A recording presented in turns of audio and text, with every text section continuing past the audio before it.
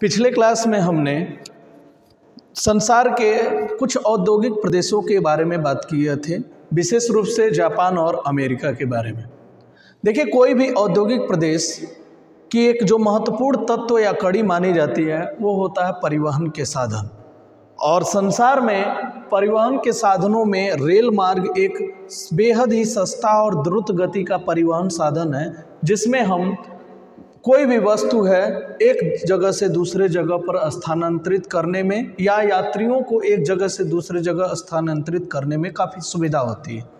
आज हम जो हमारा शीर्षक है विश्व के प्रमुख रेल मार्ग, इसके बारे में जानेंगे कि संसार के कौन कौन से ऐसे रेल मार्ग हैं जो अपने महत्व के कारण संसार भर में प्रसिद्ध हैं। तो आज इस कड़ी में हम शुरुआत करते हैं। सबसे पहला रेल मार्ग ट्रांस साइबेरियन रेल मार्ग, जो कि सोवियत संघ यानी रूस का यह एक प्रमुख रेल मार्ग है जो व्यापारिक दृष्टिकोण से सर्वाधिक महत्वपूर्ण है। यह रेल मार्ग संसार का सबसे बड़ा रेल मार्ग है, सबसे लंबा रेल मार्ग है, जिसकी लंबाई 9,560 किलोमीटर है। यही संसार का सबसे लंबा रेल मार्ग माना जाता है। एक नंबर का सवाल भी यहाँ से आपको मिल सकता है। इस रेल मार्ग के द्वारा व्लादिवोस्टोक, जो कि प्रशांत महासागरीय तट का एक बंदरगाही नगर है रूस का, व्लादिवोस्टोक को लेनिनग्राद, जो यूरोप से जुड़ा हुआ नगर है, जो यूरोप की सीमा बनाता है, लेनिनग्राद से जुड़ा हुआ। अब इसका महत्व एक बात यहाँ पर और भी हो जाता है कि यह रेल मार्ग यूरोप को एशिया के प्रशांत तटीय क्षेत्रों से जोड़ने का कार्य करता है।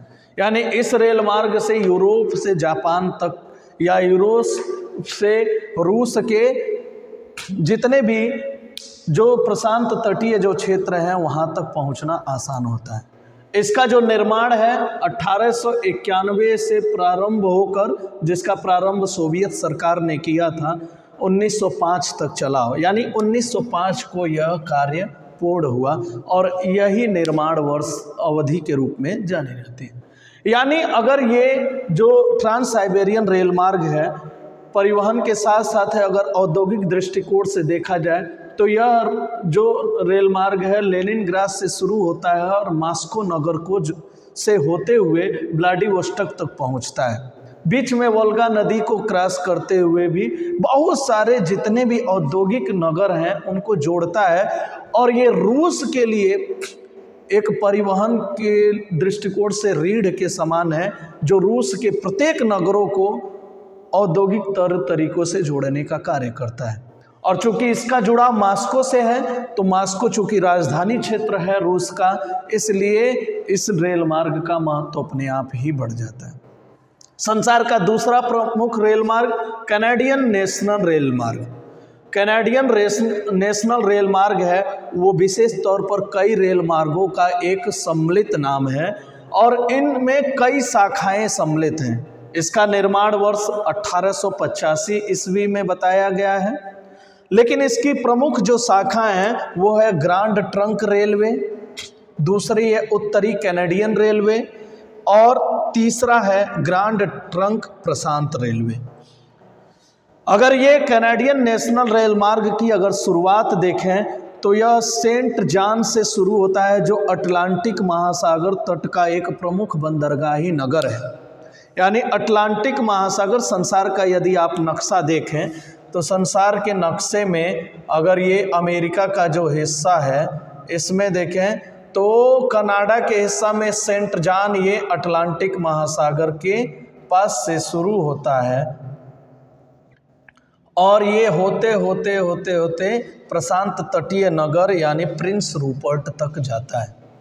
यानी लगभग 7,050 किलोमीटर लंबा ये रेल मार्ग संसार के सबसे बड़े रेल मार्गों में से एक है। वैसे अगर संसार का सबसे लंबा रेल मार्ग यदि आपसे पूछा जाए तो ट्रांस साइबेरियन का ही नाम लेंगे। ये कई बार प्रतियोगी परीक्षाओं में पूछा भी जा चुका है।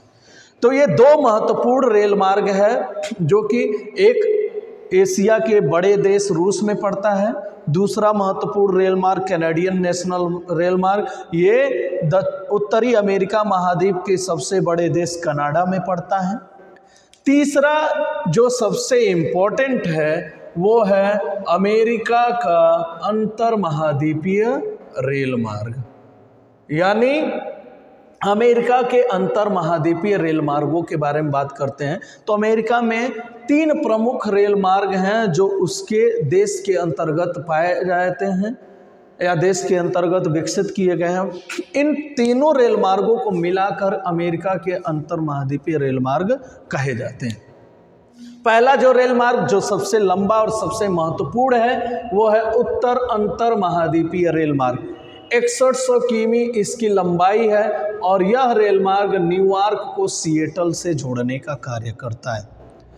ये सबसे ज़्यादा महत्वपूर्ण भी है क्योंकि यह जो रेल मार्ग है यह प्रमुख लौह इस्पात नगरी पिट्सबर्ग को जोड़ने का कार्य करता है और पिट्सबर्ग को जोड़ने के कारण औद्योगिक दृष्टिकोण से कच्चा माल को पहुंचाने और बने हुए माल को बाजार तक पहुंचाने में इसका प्रमुख योगदान है।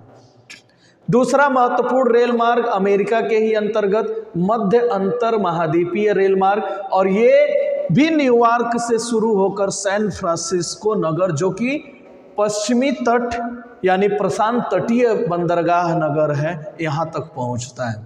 व्यापारिक दृष्टिकोण से दोनों ही नगर महत्वपूर्ण हैं, इसलिए आवागमन की सुविधा होने के कारण यह रेल मार्ग भी बहुत ही महत्वपूर्ण हो जाता है।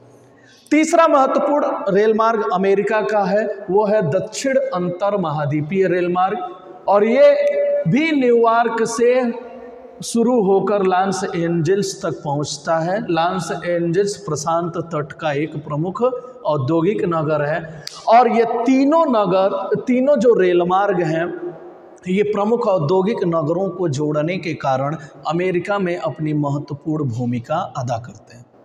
एक बात हमें यह भी पता होगा कि रेल मार्गों से बड़े पैमाने पर निर्मित वस्तुओं का या कच्चे माल को एक साथ ढोया जाता है और ये अपेक्षाकृत अन्य परिवहन के साधनों में सस्ता होता है। इसीलिए किसी भी देश के औद्योगिक इकाइयों को विकसित करने के लिए परिवहन साधनों में भी विशेष तौर पर रेल के साधनों का विकास किया जाना सर्वाधिक महत्वपूर्ण होता है। इसके बाद आते हैं ऑस्ट्रेलियन अंतर महाद्वीपीय रेल मार्ग जो कि ऑस्ट्रेलिया में भी विशेष तौर पर पाया जाता है और यह जो उत्तरी पूर्वी जो क्षेत्र है उसमें भी खासकर उत्तरी पूर्वी के जो कुछ हिस्से हैं उसमें भी उत्तर का जो सिडनी नगर है, सिडनी नगर को दक्षिण पश्चिम के जो प्रमुख तटीय नगर पर्थ है उसको जोड़ने का कार्य करता है। देखिए ऑस्ट्रेलियन अंतर महाद्वीपीय रेल मार्ग का महत्व इसलिए भी बढ़ जाता है क्योंकि यह राजधानी नगरों से होता हुआ कालगुडी और प्रमुख जो ऑस्ट्रेलियन स्वर्ण खाने हैं जिसको कालगुडी और कुलगार्डी बोलते हैं उनको जोड़ने का कार्य करता है। इसीलिए वहाँ से निर्मित वस्तुओं को सिडनी पर्थ तक पहुँचाना काफ़ी आसान हो जाता है और इसीलिए व्यापारिक दृष्टिकोण से औद्योगिक गतिविधियों के केंद्र ध्यान में रखते हुए ये चीज़ें बड़ी महत्वपूर्ण हो जाती हैं। पांचवा जो सबसे महत्वपूर्ण रेल मार्ग है वो यूरोप का सर्वाधिक प्रसिद्ध रेल मार्ग है जिसको हम ओरिएंट एक्सप्रेस के नाम से जानते हैं। ओरिएंट एक्सप्रेस फ्रांस की राजधानी पेरिस से शुरू होती है और तुर्की के इस्तांबुल नगर को जोड़ने का कार्य करती है और इस तरह से यह जो रेल मार्ग है यूरोप को एशियाई भागों से जोड़ने का एक प्रमुख साधन है। यानी यूरोप को एशिया से जोड़ने में इसका एक प्रमुख योगदान है। इसके बाद है जो छठवां प्रमुख रेल मार्ग है वो है ट्रांस इंडियन रेल मार्ग जो दक्षिण अमेरिकी महाद्वीप का सर्वाधिक प्रसिद्ध रेल मार्ग है। इसका निर्माण 1910 ईस्वी में किया गया था। यह चिली के वालपरेसो जो कि प्रशांत तटीय क्षेत्र है, चिली के वालपरेसो से ब्यूनस आयर्स यानी जो कि अटलांटिक महासागरीय तटीय नगर है और ये अर्जेंटीना की राजधानी है, इसको जोड़ने का कार्य करता है। इसकी लंबाई 1440 किलोमीटर है दोनों राजधानी नगरों के साथ साथ व्यापारिक नगरों को जोड़ने के कारण और एंडीज पर्वतमाला से गुजरने के कारण यह बेहद ही खूबसूरत नज़ारा प्रस्तुत करता है और साथ ही साथ व्यापार को एक स्थान से दूसरे स्थान के बीच जो व्यापारिक गतिविधियां हैं उनको बढ़ाने में ये प्रमुख भूमिका अदा करता है। और अंतिम जो रेल मार्ग है, जो छठा है, वो है केप काहिरा रेल मार्ग। ये अभी ये प्रस्तावित रेल मार्ग है, इसका निर्माण अभी किया नहीं गया है, लेकिन यदि प्रस्ताव के हिसाब से यदि निर्माण किया गया तो ट्रांस साइबेरियन से भी ज़्यादा ये लंबा रेल मार्ग होगा। और जब ये निर्मित हो जाएगा उस स्थिति में विश्व का सबसे लंबा रेल मार्ग यही होगा।